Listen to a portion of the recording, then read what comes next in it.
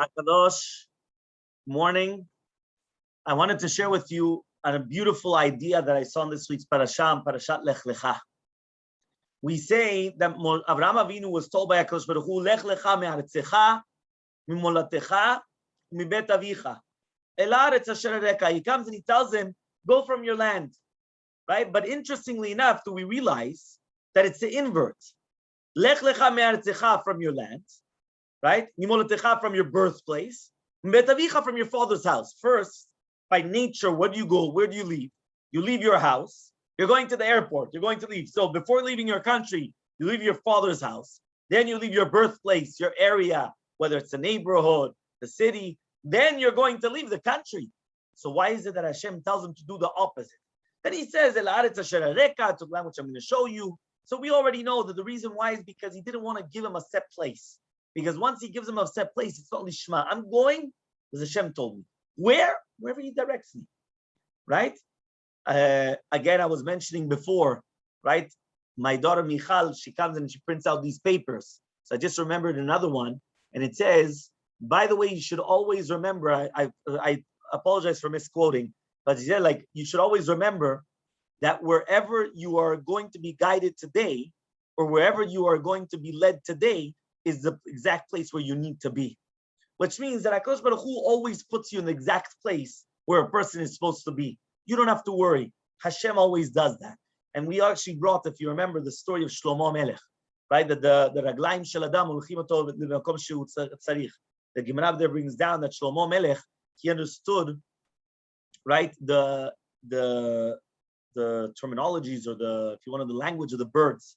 And besides that, he used to see the Malach HaMavet. So he once saw the Malach HaMavet that he was all cheerful, he was all sad.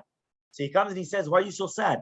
So he says, no, there's these two guys that were workers of Shlomo Melech that I have to kill them.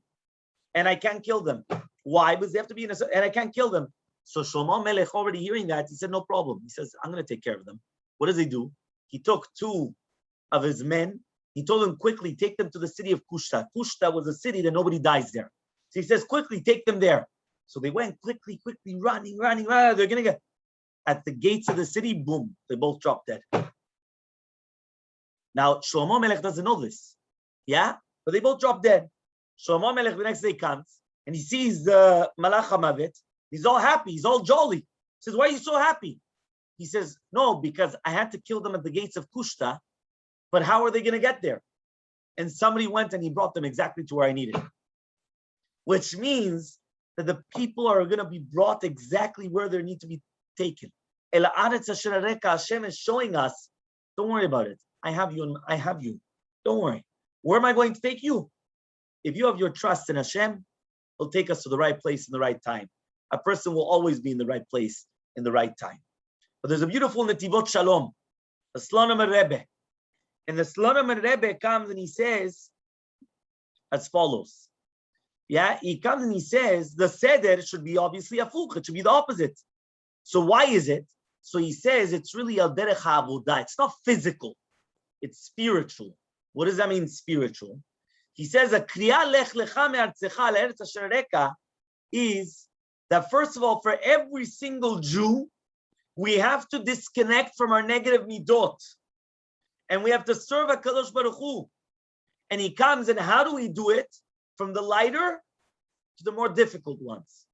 Reshit, at the beginning, lech lecha me'artzecha. Do not associate yourself with the people of your country, the people surrounding you. You should realize that you're not them. You're different. That's not so difficult. Why? Because it's not in your heart. It's easy. You could come and you could take somebody from England, you put them in America, and what happens? From British, they become Americans. Maybe they still have a little bit of the accent, a little bit, here and there, but they change. They don't have any more the tea time or the siestas or this, and especially many years, it's easier to disconnect. That's easy. And just like we see by Yaakov Avinu, he testified about himself, Im Lavan garti, v'taryag mitzvot shamarti, and I didn't learn from their actions. What does that mean? Yaakov was 22 years in the house of Lavan and Ami, but he didn't learn from his actions because Lecha Techila, he didn't want anything to do with him. So therefore, even though he was living in that country, I had nothing to do with him. I'm just a bystander. I'm not them. Afterwards, number two, imolatecha, the midot that you have from your friends and from your family. That the person likes and he values much more, he appreciates it much more. Right? They have like a kesher dikshi more than to the ikar. The most difficult though is mi bet avicha. What is bet avicha? Something that comes in Yerusha. We usually get the midot of our parents. We get them as an inheritance. It comes down. Just like it says, hen be'avon cholalti, right? It says, which means that a person comes and if we don't actually realize, right, what happens is that the midot come down in an inheritance. That's much more difficult to uproot. But that's already inside of us. So the first one, which is your birthplace, is the country and your neighborhood. Mulatecha is your friends and family. Betavicha means that which you take from your parents because it comes down in an inheritance. How do you do that? Lech lecha lanatecha tovatecha. A person has to feel that he's benefiting, the good, that he's coming closer to Hashem. When a person feels that he's becoming closer to HaKadosh Baruch Hu, all of a sudden now everything becomes easy to do such a thing, to detach themselves from everything which is on their outside. A person has to realize that just like the Rambam says, the majority of people are going to be influenced by the surroundings. That's what we are. We spoke about this in Parashat Noach a few years ago, if you remember, about that it was so ingrained in the human beings, their corruption, that it corrupted the animals as well. Animals don't have yitzhara. They don't have inclinations. It went into the ground. It had to destroy the ground because they had to make like a new earth, right? Why? You have to actually burn everything. You had to completely destroy it because it went so much and it had an effect on everything. We have to realize, right, that everything around us has an influence. It's much more easier to detach ourselves from the influence of the country, then the influence of the surroundings, and then the influence of the Yerusha that we get from our parents is much more difficult. But that's what we're obligated to do in order to become closer to HaKadosh Baruch Hu. But it all depends upon us. The Lech Lecha is not only for Avraham Avinu. Lech Lecha is a message from HaKadosh Baruch Hu for every single Jew. Lech Lecha, he comes, go for yourself. It's going to be for your benefit. Even if you think that you're not going to gain from it, you're going to gain. You're going to be blessed. You're going to have everything. But you have to do it in this order. And you're going to go to the place where I'm going to show you where it's going to be good for you. Many times we think, no, it's only good if I go to Israel, or if I stay in America, or I'm going to go to Europe, or I'm going to go here, or I'm going to go to this yeshiva, that other yeshiva. Hashem is the one that decides. Hashem is the one that he's going to show to us and prove to us. I'll show you which one is good for you. It's not always what you think. What we think is not always what's the best for us. Sometimes we think we're doing something good and it's not. Hashem is going to show us. Many times the question is, how do we know that? That might be something different. Sometimes it takes with the Torah, asking the rabbis, or understanding or seeing signs from Hashem. That we see a sign and we say, this is a true sign. Many times I could show you through things that are going to occur and you see, this is it. And you see what happens. Okay, that's why it's so important, right? Just for us to remember this. When we come and we say that there's going to be 10 tests, right? We have 10 tests that was given to Avraham Avinu. And it's very interesting that we come and there's a whole Dvar Torah also on how could it be that the test of Lech Lecha is greater than the test of Ur Kasdim, right? Ur Kasdim was when Avraham Avinu was thrown into the furnace by Nimrod, and he survived. Lech Lecha is it happened afterwards. You're going to tell me that's a test? Saying you're going to be thrown into a fiery furnace, that's a test. And you're going to tell me the Lech Lecha is greater than that test? So there's a beautiful Rabbi Fran in this week's bulletin that you could look over there for the Dvar Torah. It's beautiful that he says at length. That basically he says that many times, I'll just give you the Yesod and then look there for all the proofs and everything to build upon, that he says something incredible. He says that many times desperate times ask for desperate measures. It doesn't show who we really are. They once went, and the story goes about a person that he was a bus driver in Israel. And what happens is that there was somebody, an Arab, that was coming onto the bus.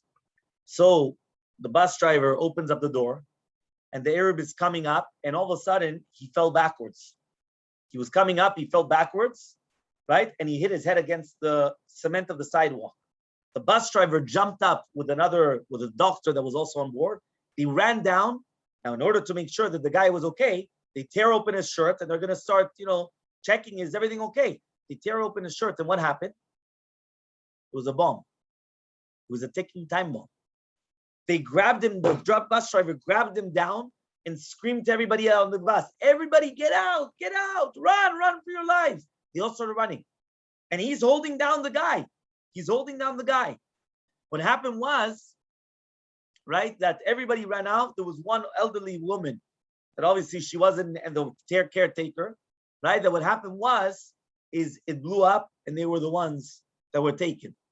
But they asked afterwards, the bus driver, that he at the last moment fled, right? They asked him, what gave you the courage to do that? You understand? A person by nature would see that, would just run away. And then afterwards, that's it. He actually stopped them. He held them down in order that he can't detonate it until finally everyone ran away, and then he was able to run off. Right? I guess he maybe didn't realize about the woman still in the bus or whatever. But so he went and he said, I'm usually a coward, but I wasn't thinking. What does that mean? Many times, even in Ur Kasdim, which is not written in the Torah about being thrown in a fiery furnace, sometimes we do things without thinking. That doesn't mean that we're courageous. Sometimes we can be coward, but just certain times, we without thinking, we do certain things. But that doesn't show true greatness. True greatness is coming and telling a person, go into exile. Leave everything that you have behind and now start going. Make a path for yourself. Go, do this. That's what shows the greatness of a human being. About leaving and starting something new completely, which in essence was the greatness of a lot of our forefathers. How many times has it happened that they had to leave, whether it's Morocco, Iran, Iraq, and all these things, and they had to pave for themselves a new path. And they had to do everything new. They had to start from zero. What did they take with them? They had to leave their houses behind. They had to leave a lot behind. How much can they already take behind? There were tons of stories of people that they left everything behind. They lost everything. And they had to start everything new again. And they started again, and they would continue going. And that's in essence, right, is what we're trying to learn from Lech Lecha. Lech Lecha means that we have to actually start paving for ourselves a new path in order to serve HaKadosh Baruch Hu Be'ezrat Hashem.